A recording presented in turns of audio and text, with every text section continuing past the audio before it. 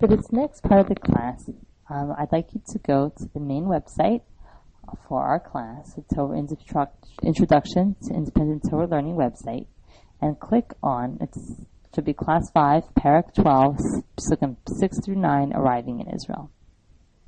When you click on this page, you'll see some of the handouts that we need for the next section, and the one that we've already printed off, the first one, the linear translation. The next one, it says New Learning Trop, Parak 12, 6 through 9. If you click on that link, it should bring up the Adobe file, which we will be using in the next part of the class. When it comes up, if you move to the right-hand part of the screen, you'll be able to print off the file to your printer. Please have this file in front of you as we're about to learn the next section.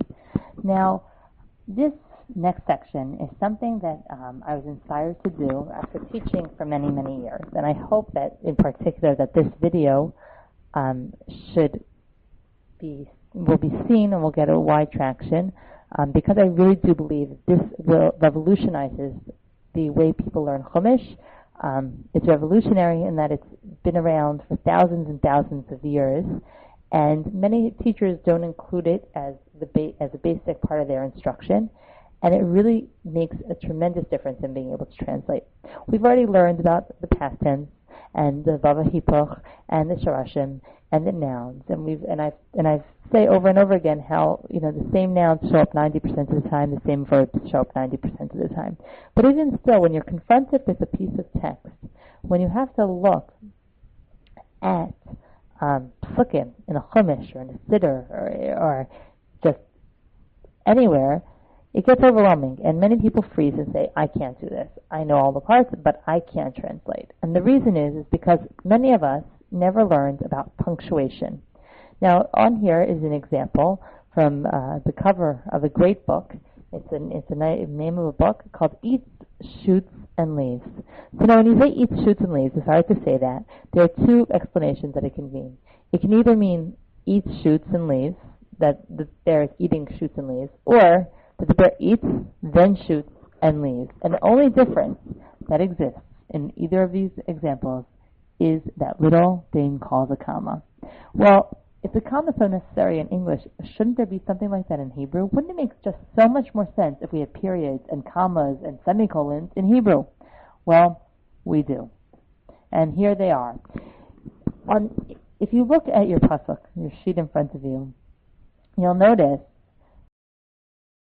at the pasuk, the sheet of pesukim in front of you, specifically focusing on pasuk Aleph through Hey, you'll notice that aside from the letters, there are all these little squiggly marks under it looks like an arrow under the Vayomer, a waving hand on top of Hashem's name, two dots on top of Avram, another little symbol, all these different symbols all over the text. So what are they there for? These symbols have a few functions. We all know that in shul, in a synagogue, there's a specific tune to the Torah learning. Each of these symbols indicate the tune or the musical intonation for the words that are being read. A person who has learned these musical notes will be able to take any part of Chumash, any part of Torah, and be able to sing it according to the tradition that dates back thousands of years. There's another function for these marks. Do we say Avram or Avram?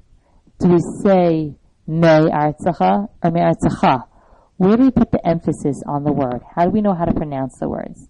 These cantillation marks, as they're called, are found under or over the syllable that is pronounced. So it's not Vayomer, it's Vayomer.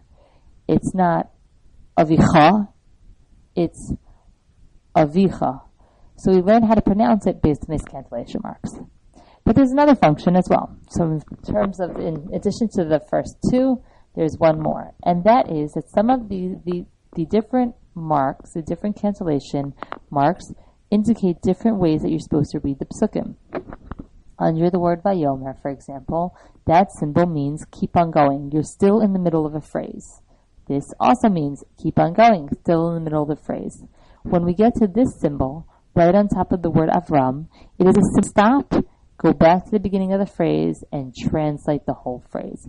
Lech lecha, again, there's a stop sign, it means go back and translate.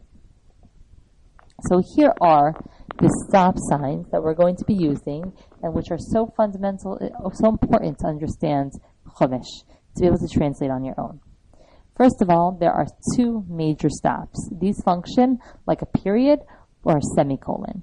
They are the colon, which is at the end of each pasuk, and the asnachta, a little upside down horseshoe under a word. Most pesukim in the Torah have an asnachta. This is something there are very few that don't. Generally, it divides the pasuk into half. Next comes the mid-level pause. This takes the half of the pasuk and divides it further into phrases. So there's the segol, revi'i, the zakef katan, zakef gadol. These three symbols are found above the words. Finally, there's something called the sphere, which I wasn't aware of until I was speaking to a colleague, and he asked me why I wasn't including this as one of the stops, because it really helps make translating easier in most cases. Sometimes it makes it more confusing, but in general, this symbol under a word means that you should go back and translate the phrase. So just these symbols, only 7 of them in total, will really change the way you learn chumash. And if you learn them and are conscious of them, they really make it so that you can learn chumash independently. And many teachers aren't aware of it, and many people aren't aware of it, but it really makes the difference between trying to figure out what is this pasuk talking about and breaking it down into doable, manageable sections. So let's practice our skills that we've just gained. Here we go. So in pasuk aleph, I'd like you to take out your first sheet and look for the 3 symbols, the symbols that we saw over here. On the top of your sheet, it does say what those symbols look like. Your sheet, these are the symbols. This is the colon. This is a colon. And over here, you'll see a colon. This is the asnachta, which is in the middle of the pasuk, and we're going to just show you one right over here. There's a zakef katan. The zakef gadol is going to be later in the page. There is no segol on this page, and the revi'i, which is right over here in pasuk daled. So now, we're going to be doing this together, and so here is your reference, how you'll see them. So, like always, I'm going to ask you to pause the video, try to find the symbols yourself in pasuk aleph, turn it on, check your work, etc. So in pasuk aleph, these are the symbols. Vayomer Hashem al Avram, over Avram, lech lecha, beis avicha, al ha'aretz asher areka. So the next pasuk beis, also has 4 symbols. Let's see if you can find them. Pause it, and then let's get back together. Okay. Over gadol, va'avarechecha, shemecha, etc. Pasuk gimel,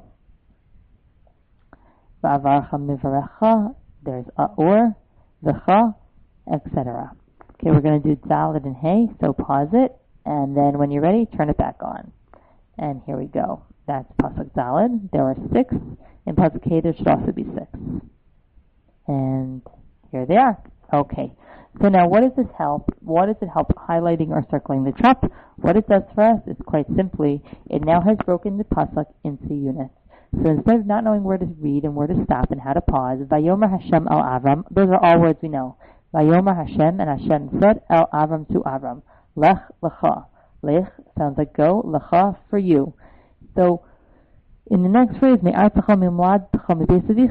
moladetcha might be a little bit hard. The rest of the words we've seen. We know the prefixes, we know the suffixes, and we know the nouns.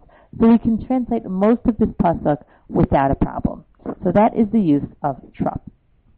We're now going to go pesukim hey through tes and do the same exercise that we just did for pesukim vav through tes.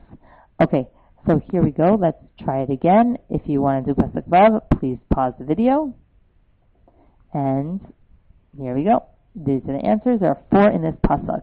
A zakef katan, another zakef katan, a esnachta, and a sof pasuk.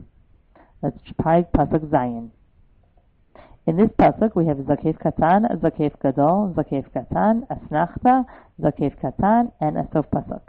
Okay, in the next section, we again have, I'm actually missing one under mikedem that should be highlighted. A revi'i, a sphere, a asnachta, a zakef katan, a sof pasuk, and finally, the last one, Vayisa Avram, and just sof pasuk. So in this pasuk with only 5 words, there is no asnachta. So now, let's see what we can do and how we can translate. So you can please take out, at this point you have 2 options. You can either fill out just wait a second, you can either fill out on the translation sheet, or you can just follow along with the sheet that has a trop to see how much of the translation you now know and what vocabulary words you still need to review. So if you come across a word you don't know, just underline it if you're going to be using the trop sheet, or if you're going to be using the translation sheet, feel free to fill it out with us. Okay.